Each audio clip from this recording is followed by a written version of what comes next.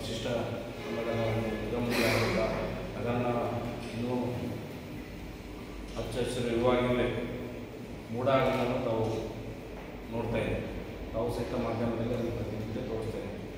ಈ ಒಂದು ಮೂಢ ಹಗರಣದಲ್ಲಿ ಸ್ವತಃ ನಮ್ಮ ರಾಜ್ಯದ ಮುಖ್ಯಮಂತ್ರಿ ಸಿದ್ದರಾಮಯ್ಯನವರ ಪತ್ನಿಯಾದಂಥ ಪಾರ್ವತಮ್ಮವರ ಮೂಲಕ ಭಾಗಿಯಾಗಿರುವುದು ದೊಡ್ಡ ಹಗರಣ, ಸಾವಿರಾರು ಕೋಟಿ. ಯಾಕಂದರೆ ಇವತ್ತು ಬಡವರಿಗೆ ಅರ್ಹರಿಗೆ ನಿವೇಶನವನ್ನು ಸಿಗುವಂಥ ಒಂದು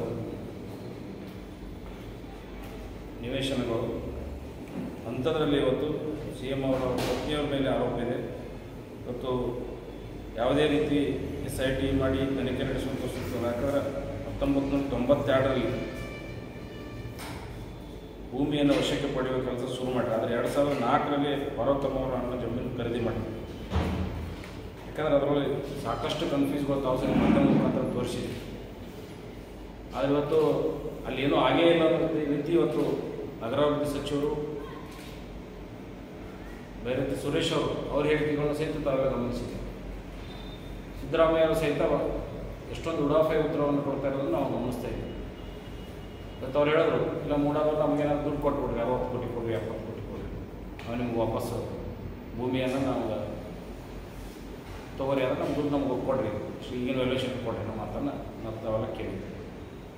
ಮತ್ತು ಇವತ್ತು ಪರಿಶಿಷ್ಟ ಪಂಗಡದಲ್ಲಿ ಇವತ್ತು 187 ಕೋಟಿ ಹಗರಣ ತಮಗೆಲ್ಲರಿಗೂ ಗೊತ್ತಿರೋ ಹಾಗೆ ಇಲ್ಲಿವರೆಗೂ ನಮ್ಮ ಮಾಧ್ಯಮ ಮುಖಾಂತರ ನಾವು ತಿಳ್ಕೊಂಡಿರೋ ಹಾಗೆ ಕೇವಲ 28 ಕೋಟಿ ರೂಪಾಯಿ ಮತ್ತು ವಾಪಸ್ ಖಾತೆಗೆ ಬಂದಿರ್ತೀವಿ. ಸಾಕಷ್ಟು ದುಡ್ಡನ್ನು ಸಹಿತ ಇದು ಬೇರೆ ಬೇರೆ ರೆಸ್ಟೋರೆಂಟ್ಗಳಿಗೆ, ಲಾಡ್ಜ್ಗಳಿಗೆ ಹಾಕಿರುವಂಥದ್ದು ಅದರಲ್ಲಿ ಮಾಹಿತಿ ಇದೆ. ಸುಮಾರು 700 ಅದು. ಯಾಕಂದರೆ ಅದರಲ್ಲಿ ಚಂದ್ರಶೇಖರ್ ಅವರ ಒಂದು ಆತ್ಮಹತ್ಯೆ, ಅವರು ಆತ್ಮಹತ್ಯೆ ಮಾಡ್ಕೊಂಡ ಮೇಲೆ ಎಲ್ಲ ವಿಷಯಗಳು ಹೊರಗಡೆ ಬಂದಿದೆ. ಇದೆಲ್ಲ ನೋಡಿದ್ರೆ ನಮಗೆ ಆಗ್ರಹ ಏನಪ್ಪ ಅಂದರೆ, ಈ ಕೂಡಲೇ ಕೇವಲ ನಾಗೇಂದ್ರ ಅವರು ರಾಜೀನಾಮೆ ತಗೊಂಡಂಗಲ್ಲ, ಇದರಲ್ಲಿ ನೇರವಾಗಿ ಸಿದ್ದರಾಮಯ್ಯ, ಯಾಕಂದರೆ ಅವರೊಬ್ಬರು ಆರ್ಥಿಕ ತಜ್ಞರು ಮತ್ತು ಆರ್ಥಿಕ ಹಣಕಾಸು ಇಲಾಖೆ ಸಹಿತ ಅವ್ರ ಬಲ್ಲೇ ಅದು. ಇವತ್ತು ಯಾವುದೇ ಒಂದು 3 ಕೋಟಿಗಿಂತ ಹೆಚ್ಚಿಗೆ ದುಡ್ಡು ಬಿಡುಗಡೆ ಆಗಬೇಕಂದ್ರೆ ಇವತ್ತು ಆರ್ಥಿಕ ಇಲಾಖೆಗೆ ಹೋಗಬೇಕು. 3 ಕೋಟಿಗಿಂತ ಹೆಚ್ಚಿಗೆ 4 ಕೋಟಿ 5 ಕೋಟಿ ಈ ರೀತಿ ಇವತ್ತು ನೇರವಾಗಿ ಕಳಿಸುವಂಥದ್ದು. ಯಾಕಂದರೆ ಆರ್ಥಿಕ ಹಣಕಾಸು ಇಲಾಖೆ ಮಾಹಿತಿ ಹೋಗೇ ಹೋಗ್ತದೆ. ಯಾಕಂದರೆ ಅವರೇ ಆದ ಆರ್ಥಿಕ ಮಂತ್ರಿ ಇರೋದ್ರಿಂದ ಅದು ಸಂಪೂರ್ಣ ಅವ್ರಿಗೆ ಮಾಹಿತಿ ಇದೆ. ಇದನ್ನೆಲ್ಲ ನೋಡಿದ್ರೆ ನಮ್ಮ ಆಗ್ರಹ ಏನಪ್ಪ ಅಂದರೆ, ಈ ಕೂಡಲೇ ಸಿದ್ದರಾಮಯ್ಯರು ರಾಜೀನಾಮೆ ಕೊಟ್ಟು ಮನೆಗೆ ಹೋಗುವಂಥ ಕೆಲಸ ಆಗುತ್ತೆ.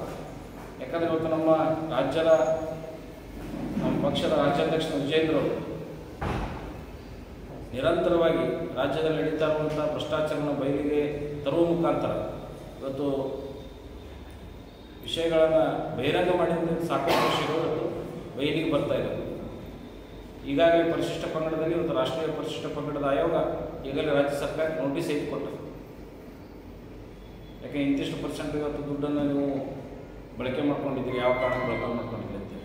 ಯಾಕೆ ಅವರಿಗೆ ಇವತ್ತು ಸರ್ಕಾರ ಯಾವ ರೀತಿ ಬಂದರೆ ಯಾವುದೇ ರೀತಿ ಸಾಕಷ್ಟು ಹಗರಣ ಮಾಡೋರು ಸಹಿತ ಇವತ್ತು ಬಂಡತನದಿಂದ ಸರ್ಕಾರ ನಡೆಸ್ತಾರೆ. ಇವತ್ತು ಅದರ ವಿರುದ್ಧ ಸಹಿತ ನಮ್ಮ ಪಕ್ಷ ನಾವೆಲ್ಲರೂ ರಾಜ್ಯಾದ್ಯಂತ ಇವತ್ತು ನಿರಂತರವಾಗಿ ಹೋರಾಟವನ್ನು ಹಾಕೊಂಡು ಬರ್ತಾ ಇದ್ದೀವಿ.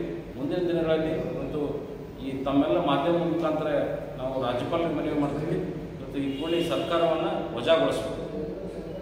ಯಾಕಂದರೆ ಮೂಢ ಹಗರಣದಲ್ಲಿ ಸಹಿತ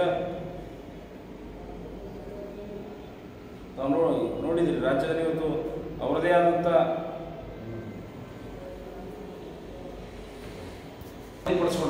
ಸ್ವಾಧೀನಪಡಿಸ್ಕೊಂಡಂಥ ಜಾಗದಲ್ಲಿ ನಿವೇಶನ ಇಲ್ಲ.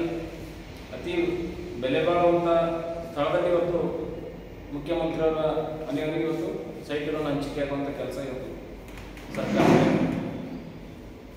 ಅದನ್ನು ಕೇಳಿದ್ರೆ ಮುಖ್ಯಮಂತ್ರಿ ಎಷ್ಟು ಯಾವ ರೀತಿ ಉತ್ತರ ಕೊಡ್ತಾರೋ ತಮ್ಗೆ ಗೊತ್ತು. ಅದು ನಮಗೇನು ಸಂಬಂಧ ಇಲ್ಲ. ಅವರು ಅವಾಗೇ BJP ಸರ್ಕಾರದಲ್ಲಿ ಅವ್ರನ್ನ ಅರೆಸ್ಟ್ ಮಾಡೋಂಥ ಕೆಲಸ ಇವತ್ತು ಅವರಿಂದ ಆಗಿಲ್ಲ.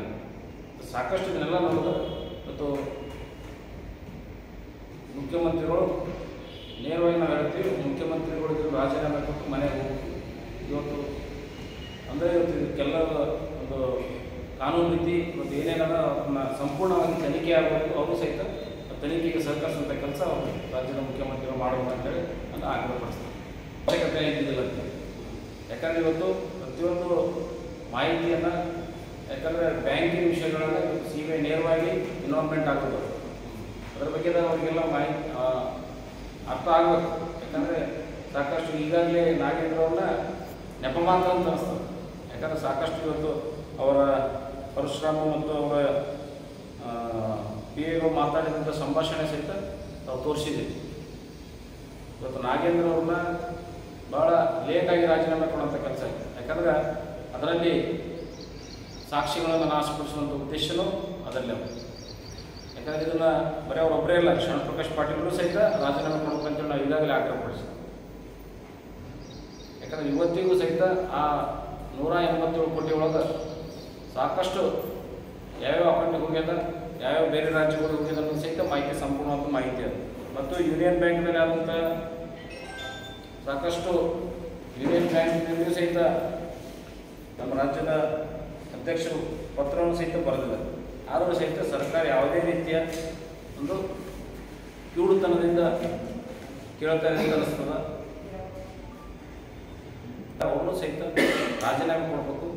ಸಿದ್ದರಾಮಯ್ಯವರು ಆ ವಿಷಯದಲ್ಲಿ ಸಿದ್ದರಾಮಯ್ಯವರು ರಾಜೀನಾಮೆ ಕೊಡಬೇಕು, ಗದ್ದಲವರು ರಾಜೀನಾಮೆ ಕೊಡಬೇಕು. ಮತ್ತು ಇದರಲ್ಲಿ ಸಾಕ್ಷಿಗಳನ್ನು ನಾಶಪಡಿಸಲಿಕ್ಕೆ ಪ್ರಯತ್ನಪಟ್ಟಂಥ ಶರಣಪ್ರಕಾಶ್ ಪಾಟೀಲರು ರಾಜೀನಾಮೆ ಕೊಟ್ಟು ಈಗಾಗಲೇ ಆಗ್ರಹಪಡಿಸಿದ್ವಿ.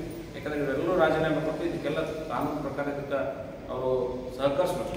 ರಾಜೀನಾಮೆಯನ್ನು ಕೊಡಲೇಬೇಕಂತೇಳಿ 12ರಂದು ಮೈಸೂರಿನಲ್ಲಿ ಬೃಹತ್ ಮಟ್ಟದಲ್ಲಿ ರಾಜ್ಯಾಧ್ಯಕ್ಷ ನೇತೃತ್ವದಲ್ಲಿ ನಾಳೆನೂ ಸಹಿತ ಪ್ರತಿಭಟನೆಯನ್ನು ಮೈಸೂರಿನಲ್ಲಿ ಹಮ್ಮಿಕೊಳ್ಳಲಾಗಿದೆ. ಬರೀ ರಾಜ್ಯ ಮಟ್ಟದಲ್ಲೇ, ಜಿಲ್ಲಾ ಮಟ್ಟದಲ್ಲೇ?